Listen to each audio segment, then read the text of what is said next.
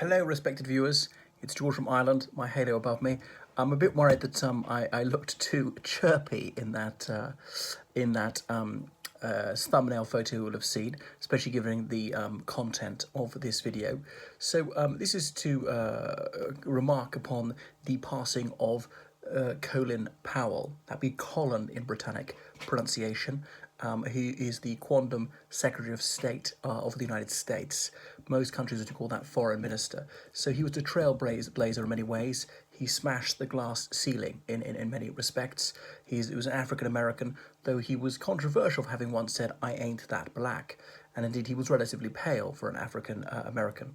So he's been called to his reward at the age of 84. He died of a COVID-related illness. So anyway, he died earlier this morning. Of course, in the United States, it still is morning. Well, it depends where in the US you are. So yeah, he was appointed to be Secretary of State in 2001 by President George W. Bush.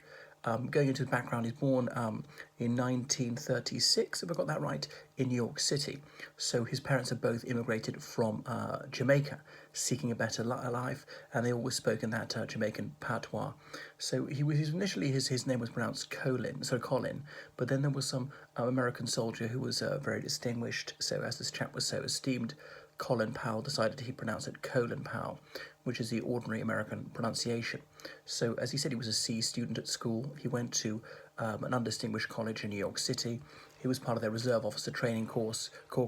Remember, in the 1950s, the university participation rate in the United States was much lower than it is now, and decidedly few of its participants were of African American stock. But he found that he really thrived in this military environment, so he decided to join it full time, and he occasionally visited the birthplace of his parents. So he really rose, and opportunities were opening up for African Americans. In 1948, President Truman had integrated the US military. Previously, troops served in racially segregated units, although black units were almost invariably officered by whites. But Truman said that that is no longer permissible. Anyway, so he rose up the ranks rapidly, and he was, by all accounts, a very fine army officer. And I've read his autobiography, and there was no griping from him. The hardships, the rigours of military life didn't seem to face him one whit or tittle. Anyway, so he served in Vietnam, and of course in the early 60s, the US military was supposed to be there in a solely ancillary role, providing counsel to the ARVN, the Army of the Republic of Vietnam. That was the South Vietnamese army, the anti-communists. And recall going on patrol and someone being shot and falling into stream, seeing this guy who was hale and hearty one second and dead as a doornail the next, because he fell into a stream and the water was obviously flowing over his face. And obviously anyone who was alive wouldn't just lie there. And I think it's probably the first time he'd seen someone actually killed. But it didn't seem to disturb him very much. If it did, you wouldn't be a terribly good soldier. So he doesn't actually talk about shooting anybody else, but so I've heard that when a soldier kills another in combat for the first time, he's usually dumbstruck whilst he ruminates on the finality and the irreversibility of what he has wrought. So Powell is one pronunciation. Powell, he pronounced it. Recalled some base in Vietnam, and there was this vignette which seemed to encapsulate the futility of some of the strategy there. There is a base in the Vietnamese highlands, and then there's a nearby airstrip to supply the base. What's the purpose of the base? To defend the airstrip. And what's the purpose of the base? The purpose of the airstrip is to supply the base. This circular reasoning. But if you didn't have one, you wouldn't have the other. But because you have one, you have to have the other. And like, what's the real priority here? How does this act in furtherance of the American cause?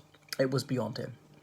And he's also served in Korea. So he married fairly early, and they had 3 children, two daughters, 1 son. His son was later to follow him into the US Army, but was very badly injured in a car crash in West Germany. And he recalled how, well, he discovered this later on.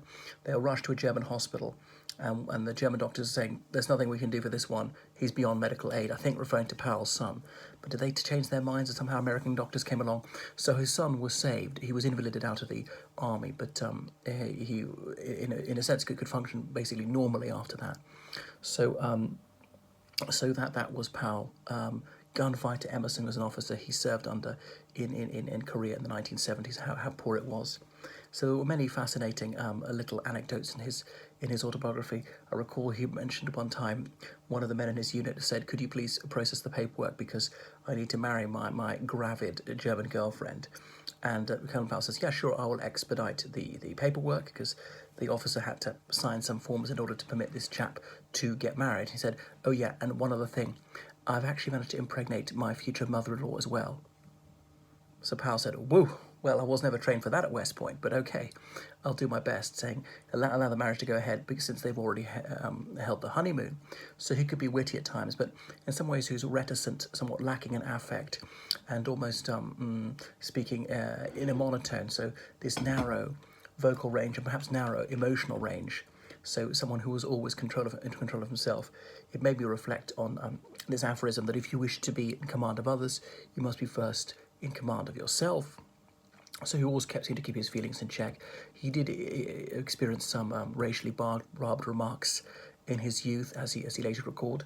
His sister married a white when that was highly unusual, and his parents were circumspect about that, not necessarily against. I think one of his daughters married a white man as well, but Colin Powell said he and his wife, they had reservations against it, but they eventually gave it their imprimatur, not because they were anti-white or anything like that. They had plenty of white friends, but they realised that an interracial couple could experience grief. Anyway, I think it all worked out.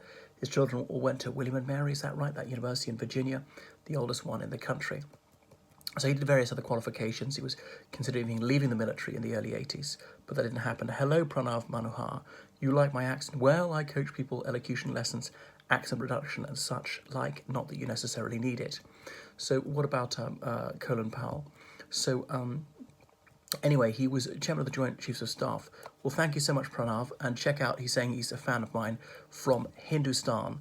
Well, I've got many videos which are pertaining to Bharat and the rest of the subcontinent. So kindly check them out and encourage everyone to watch my videos. I hope you come to Londinium for tourism, since I'm a tour guide and tourism is finally reopening now.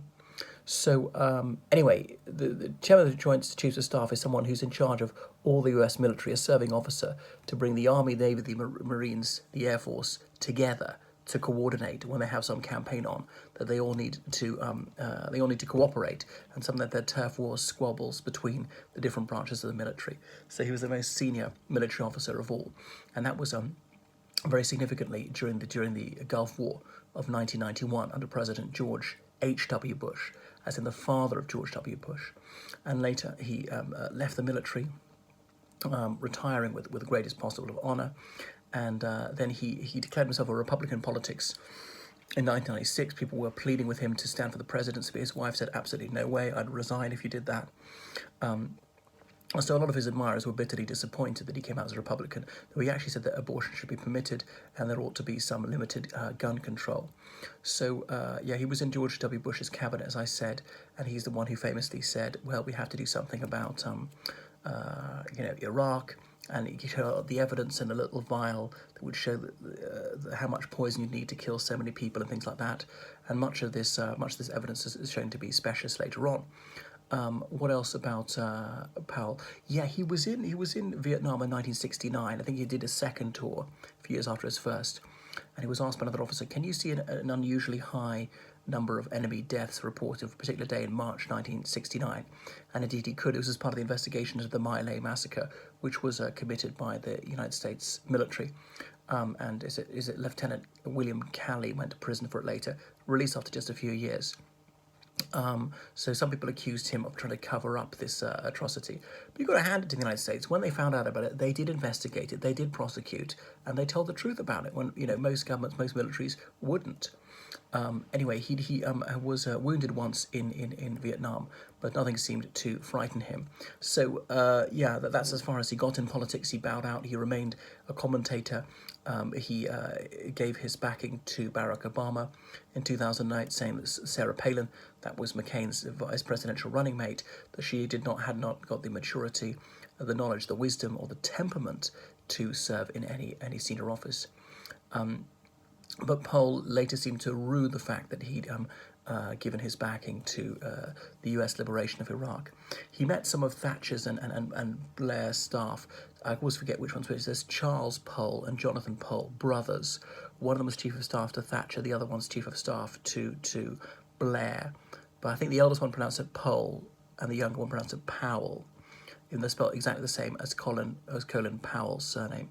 So that's him. He's just suddenly died. He's not been heard of very much in recent years.